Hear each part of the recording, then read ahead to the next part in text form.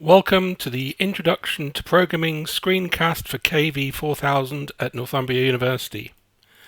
I am Dr. Nick Dalton. I'm a reader in Human-Computer Action and I will be your course tutor for this course this year. We are going to dive straight into what we're going to call the Frantic Phone Fortnight.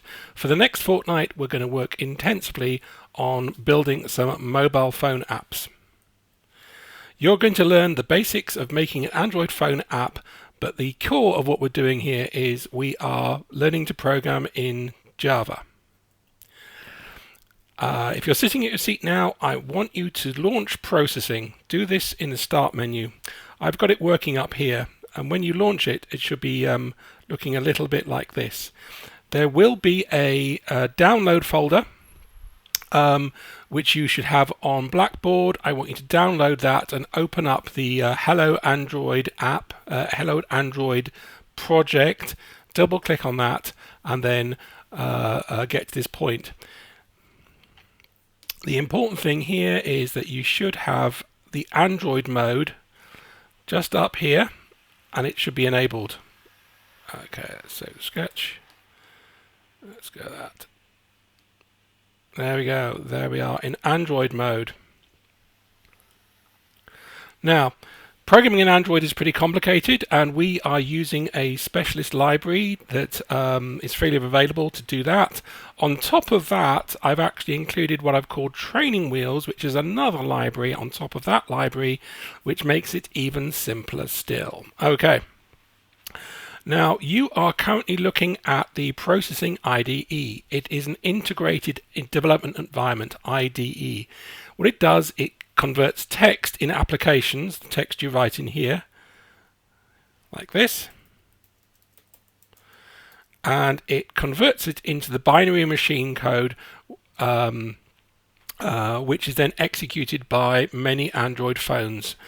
We are going to be using a language called Java. We'll be learning more about Java later. We're just getting straight into this process. This might take some time when you start running it.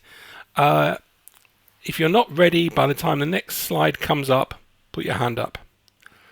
Okay, let's start by doing, in front of your machine, I want you to type this code in. So here we go. You should have a setup here. It should start off by saying void setup, a squiggly bracket, full screen, setup training wheels, squiggly bracket. Let's not worry about this for the moment. The next line is interesting. We've got void draw, again, followed by two round brackets. Let's not worry about that. A squiggly bracket, and then followed by this thing called training wheels. Yes. And what I want you to do is here, I want you to type the word text, round bracket, B, capital B1, and put your name here. Okay? When you've done that, I want you to hit the press the run button. Don't press the run button, press the run in emulator in the menu. This will now take a few moments. What Java is doing, or what the IDE is doing, is it's taking the text that we've written there, combining it with the training wheels, combining that with processing, compiling all that down, converting it into the machine code, and then when it's in the machine code, it then squirts it off. We could, in theory, have a mobile phone, an Android device plugged into this laptop or into this computer, and it would then start running on that computer. However, that would make life very pesky and very difficult. If you're doing this at home, I would definitely recommend using it via the mobile phone. What we're going to do here is we're actually running an emulator. So this is a pretend phone running on your laptop or your computer. And you will notice that what comes up here is my name written in cell B1. So what text does is it draws text into a particular position starting at the row and column that you say. The coordinate system we're using here is a bit of a unique one, and it's basically the simplistic one, which is that of a spreadsheet. I know 100% of you have used a spreadsheet before, so therefore this row column metaphor should be very straightforward to you. So here we go. You should see on the emulator your name there.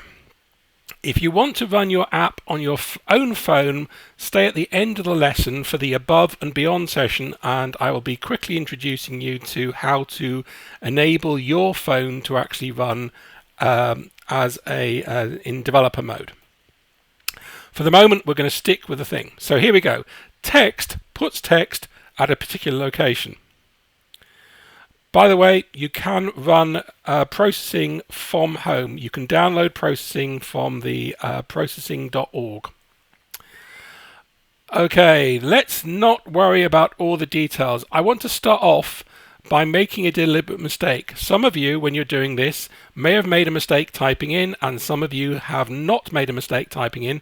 If you have made a mistake typing in, I want you to see what can go wrong. So let's do the first one. I'm going to get rid of this first quote here. If I hit run in emulator now, you'll see this one. Syntax errors on lines. Misplaced constructors. Now that's not a terribly friendly line. What that basically says is this text here has not been, there should be a beginning and an end quote. So this is a bit like a quote inside English. There should be a starting quote and an ending quote. And if you don't have either quotes, you'll get a message. If the first one is missing, you'll get the first one. And if the last one is missing, you go string literal not properly closed by a double quote.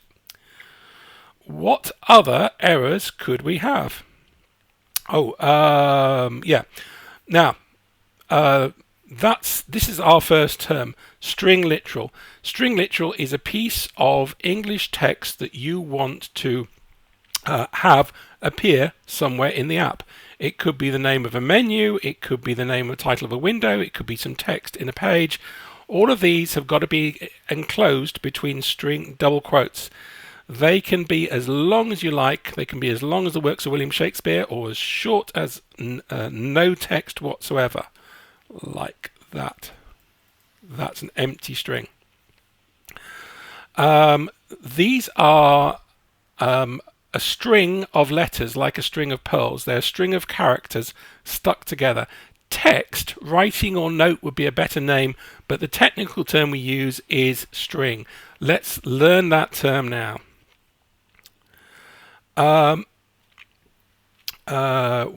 Generally, the two things we deal with to begin with is text between two literal quotes and numbers.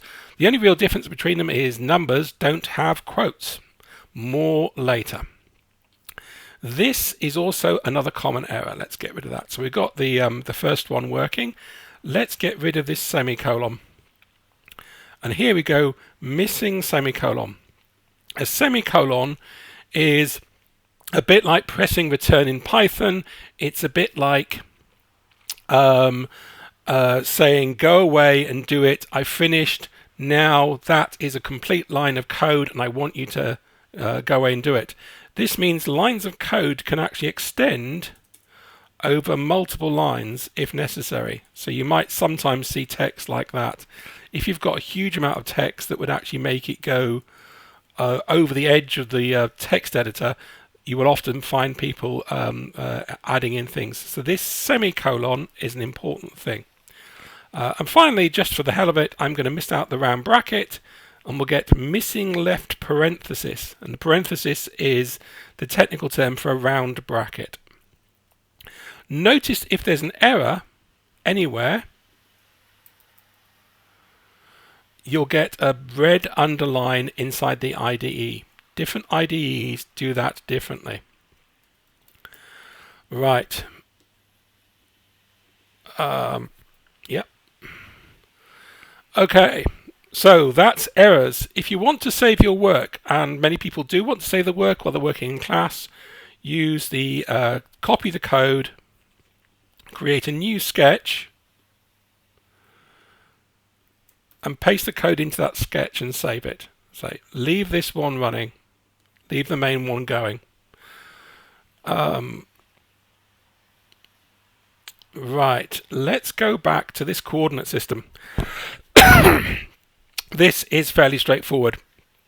The text begins at the row, the column and the row that you type in. So B1 is the column. It will stretch across the entire row and further down if necessary. The coordinate system is very similar to that of a pirate map or a spreadsheet, so this should be fairly straightforward, except I will point out that the columns start at the top and go down, and they go from left to right. So the bigger numbers are further down the page.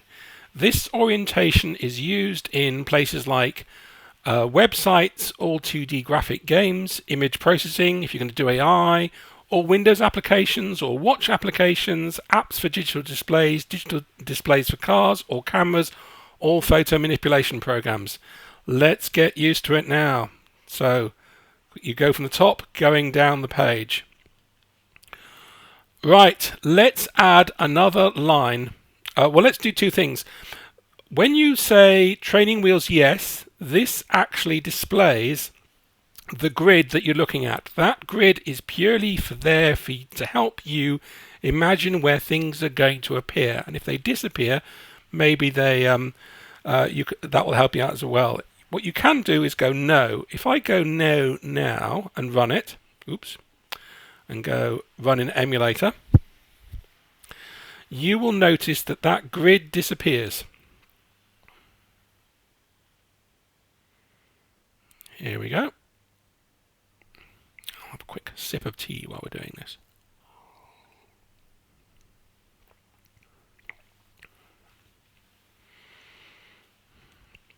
By the way, it is possible for the apps that you write here to be uploaded to the Play Store.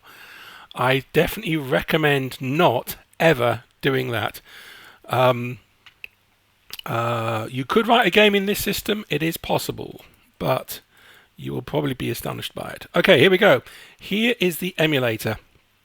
And if you notice in the emulator, we can actually do a number of things, but you'll notice in this particular case that the grid has gone. If I then, you can actually do a number of other things here. You can rotate the phone. You can take a screenshot, you can zoom in, and you can press the buttons on the screen. But let's forget all about that for the moment. Right, stop. So we're going to introduce another command. Let's go line to A1 to K2. Okay, let's just run that. Run on emulator. So at the moment we've got two commands that we can actually use. We've got text, which will place text somewhere in the screen wherever you want it to, and line 2 that will draw a line from one place to another place. Let's hope that displays come up. Here we go. There you go. It's drawn the line from that point there to that point there. If we turn the grids on, yes. Keep doing that. Run an emulator. If we turn the grid back on again, we won't be able to see it too well, but you can see where the grid begins and starts.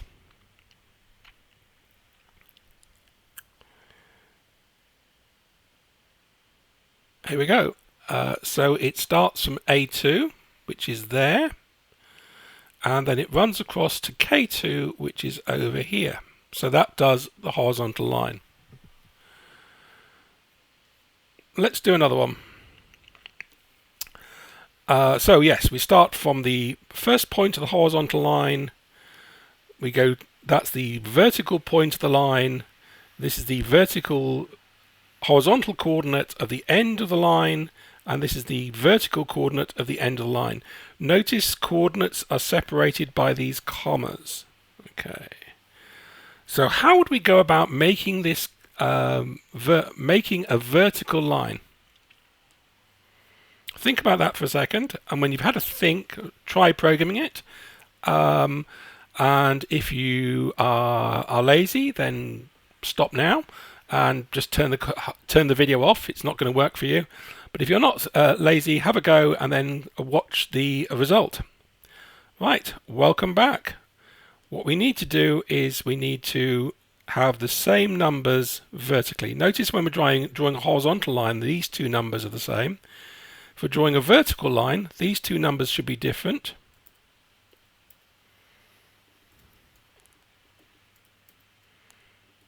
B1, B2, but these two numbers should be the same.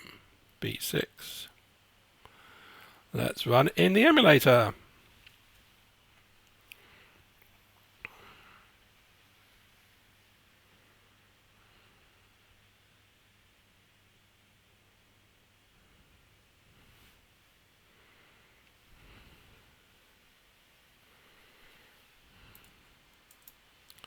And there we see the vertical line. At the moment, these lines all come in this slightly light green color. How do we change that? We can change the color and thickness of a line in two ways. The first one is stroke. This changes the color of the line. So here we go. We go stroke, and we give it 3 numbers. Now again, there is a lot to learn here, but let's just not worry about it for the moment. If you want to know what the 3 numbers are, go up to Tools, and there you see this thing called Color Selector. In the Color Selector, you will see that there is a whole bunch of different colors, every color you can possibly display on this screen. And you'll see these 3 numbers here, R, G, and B, and this is the amount of red, green, and blue light you have to mix. The numbers go from 0 to 255. So if you notice, if we make everything white, you get 255, 255, 255. And if you ever make everything 0, 0, 0, then you'll get black. This is the color you're going to get. And it's mixing these 3 colors together that makes all the various colors you're likely to engage with. Let's make a nice blue color. That's the color that's going to come out. These are numbers. So I've got 39. So I'm going to type in stroke 39. For the red value, 43. For the green value, and 214 for the blue value. Okay, let's just cancel that. If we now, and the next command I'm going to introduce you to is thickness.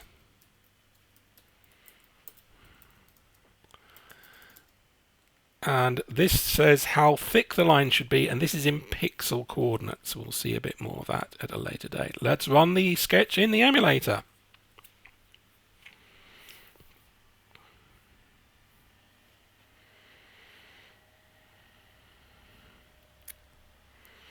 So now we've got 5 commands vertically, and let's have a look. Here we go. Here's the line. Here's the blue line starting from B1 going down to B6. Okay, stop. So that's the color. That's the thickness. The next command we're going to look at is called circle. Circle draws a circle at a particular point on the screen. So let's do that one. We are going, let's do circle. Let's circle A 14, and it's going to have a radius of 0.5 cells. Okay, let's run that in the emulator while that's compiling away in the background. So cell takes 3 numbers. Notice all of the parameters are put between 2 round brackets. The first number is the horizontal number. There's a comma followed by the second number, which is the vertical number, and finally there's a third number, which is the radius of the circle. You should get something like this. Let's have a look. And there we have our circle. Let's change a few things. We're going to introduce a new number, a new command here called fill. So I'm going to put the circle up here.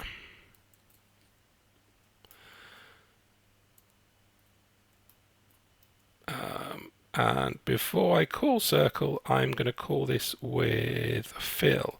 Fill is another command that sets the color of the pen you're about to draw with. In this case, we're going to draw it in 2, 4, 5, 5, 5. That color red. Okay. So 2, 4, 5, 5, 5. The actual color doesn't really matter. Try some out. So notice the commands are executed in order going down. So we start on the drawing command starts at line 11. It draws the training wheels, the background grid. Next, it draws the text. Then it sets the color of the stroke. Then it sets the color of the fill command. After this, anything that's drawn or colored will be in those colors. It then draws the circle command, and then it draws the thickness. I'm going to change this circle now to be on C3, and it should be a width of 2. Okay, let's run that in the emulator.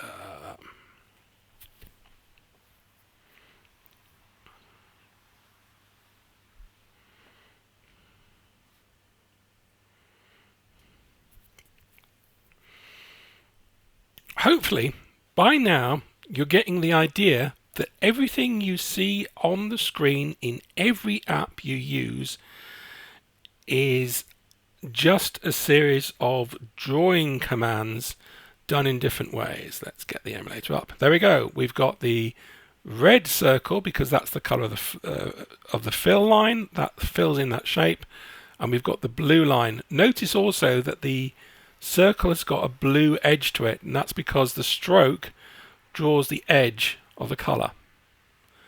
Right. So as I said before, the fill is the red, green, and blue colors, which are the 3 numbers from the side. Here are some numbers for popular colors. So, for example, red tends to be 240 or 255. Fill can be 255. If you fill with 0, you get black. If you fill with 255, you get white. If you fill with 127, 127, which is halfway between 0 and 255, that will do a nice mid-grey. If you have zeros and the big green number, it goes green, and all the other numbers are combinations of that. And again, so what have we got so far? We have got text. We can draw text any way we want on the screen. We've got line to allow us to draw a line. We've got circle, which allows us to draw circles. We have stroke, which allows us to set the color of any lines, including the outline of the circle.